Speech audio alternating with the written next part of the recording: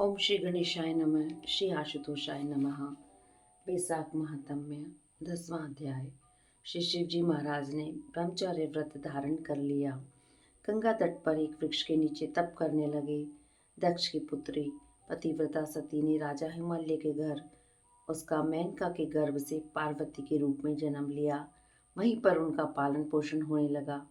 इसी समय तारकासुर नाम का एक राक्षस उत्पन्न हुआ, जिसने महातप करके ब्रह्मा जी से यह वरदान पा लिया कि वह देवता, राक्षस, नाग व मनुष्य किसी से नहीं मरेगा, परंतु रुद्र भगवान के पुत्र से तेरी मृत्यु होगी।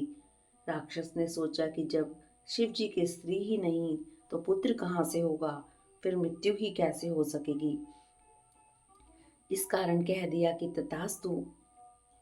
ऐसा वर पाकर तारकासुर सबको दुख देना आरंभ कर दिया। देवताओं को अपना दास बना लिया और देवांगनाओं को दासी। इस प्रकार जब देवता अत्यंत दुखी हो गए तो वे ब्रह्मा जी के पास पहुँचे।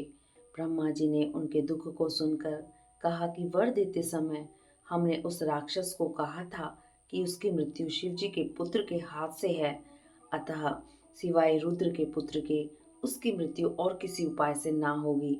शिव जी की स्त्री सती ने दक्ष के यज्ञ में अपने प्राण त्याग दिए थे। अब उसने पार्वती के रूप में हिमालय के घर जन्म लिया है, परंतु रुद्र भगवान हिमालय के शिखर पर घोर तप कर रहे हैं। सो ऐसा उपाय करना चाहिए जिससे रुद्र का पार्वती के साथ पाणी ग्रहण हो जाए।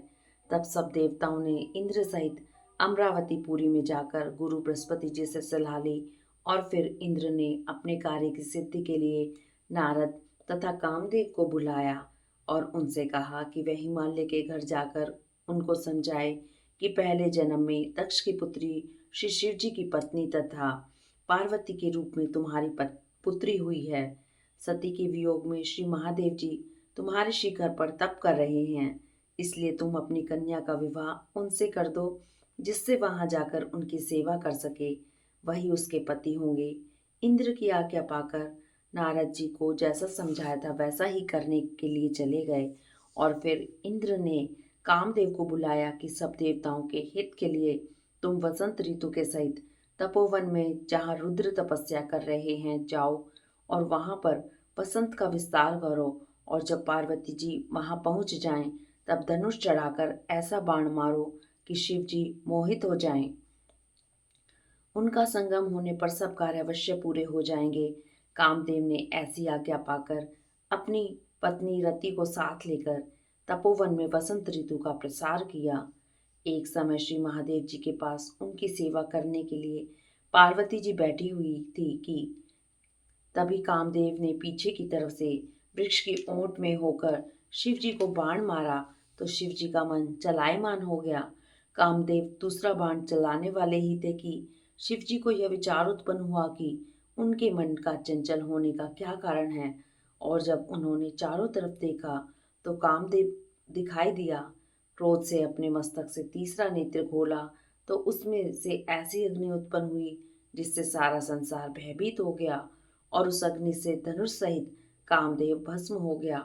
वसंत और रति भी भयभीत होकर भाग गए तथा पार्वती जी भी एक और डरकर दूर जा खड़ी हुई। तब स्त्री की निकटता दूर करने के लिए महादेव जी भी अंतर्ध्यान हो गए। हित के सिद्ध करने वाले देवताओं का कार्य सफल न हुआ, किंतु उल्टा अनर्थ हुआ। जो कोई साधुओं से दुष्टता करता है उसके साथ ऐसा ही होता है।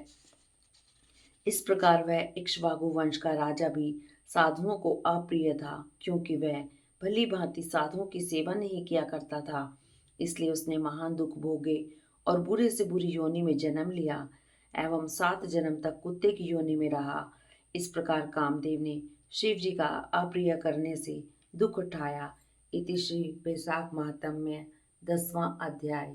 हरि ओम तत्सत।